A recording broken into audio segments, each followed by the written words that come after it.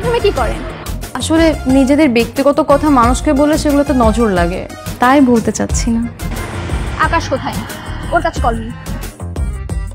আকাশ খুব ক্লান্ত, ও ঘুমাচ্ছে। আচ্ছা দাঁড়ান দেখাই।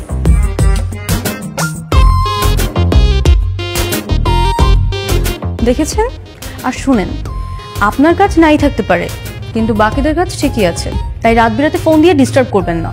শালা একটা চরিত্রহীন, রাতে আরেক মেয়ে নিয়ে ঘুমাচ্ছে আর আমাকে নাকি বিয়ে করবে।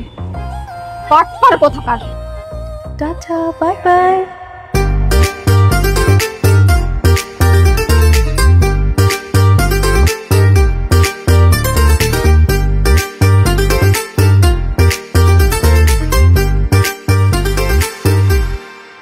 এই দাঁড়া,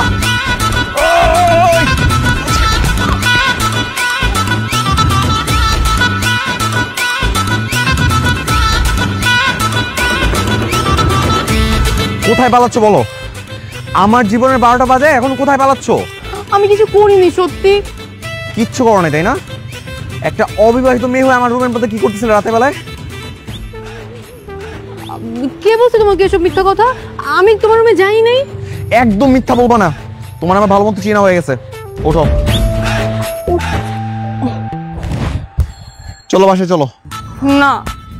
কেন? বাসায় যাওয়ার পর যদি তুমি আমাকে পরে মারো? এই এখন মায়ের ভয় লাগতেছে? রাতের বেলায় আমার ফোন দিয়ে আমার হুবু বউকে যখন উল্টাপাল্টা কথা বলছো তখন মায়ের ভয় ছিল না? চলো বাসায় চলো, আমার মা বাবা তোমার সাথে কথা বলবে, চলো। না না, তাহলে তো আরো যাবো না, যাওয়াই যাবে না, আঙ্কেল আন্টি আমাকে মেরেই ফেলবে। ও আচ্ছা, এখন খুব মায়ের ভয়, চল। প্লিজ দেখো, আমি এই চুপ। হাই মেয়ে, তুমি কি বলো তো? একটা মেয়ে হয়ে এরকম লজ্জাজনক কাজ করতে তোমার একটু বাধলো না? আর তোমাকে তো আমি আমার আরেকটা মেয়ে ভাবতাম। Sorry aunty. সরি? এই সরি কিসের? হ্যাঁ, তোমার জন্য, এই তোমার জন্য আমাদের ফ্যামিলির মান সম্মান সব নষ্ট হয়ে গেছে। পাত্রীপক্ষের কাছে আমরা খারাপ হয়েছি। আচ্ছা, তোমার কি এইটুকু কমন সেন্স নেই? মা, এত সুন্দর করে কথা বলে কি হবে? দুইটা কড়া কথা শুনে বাসা থেকে বের করে দাও না। শোনো মা, তুমি যে সমস্যার সৃষ্টি করেছো সেটা অনেক অনুরোধ করে সমাধান করেছে। তাছাড়া বিনা কারণে কেন তুমি সমস্যার সৃষ্টি করতে যাবে? তুমি এই বাড়িতে আসার পর থেকে আমি বারবার তোমাকে সাবধান করেছি, শুনেছো? একটিবারও শোনোনি। তুমি সব সময় সারাক্ষণ তোমার মাথার মধ্যে একটা শয়তানি চিন্তা ভাবনা নিয়ে থাকো। শোনো, তোমাকে আমি আবারও বলছি, যদি এরকম চিন্তা ভাবনা তোমার মাথার মধ্যে থাকে তাহলে প্লিজ তুমি এক্ষুনি আমাদের বাড়ি থেকে বের হয়ে যাও।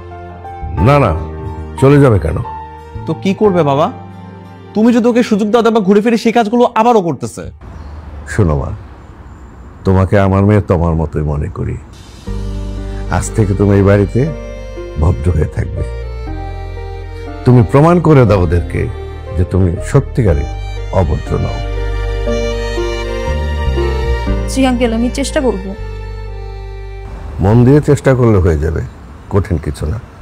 আকাশের বিয়েটা হয়ে যাক, দেখছো তো সব আয়োজন প্রায় আমাদের শেষ।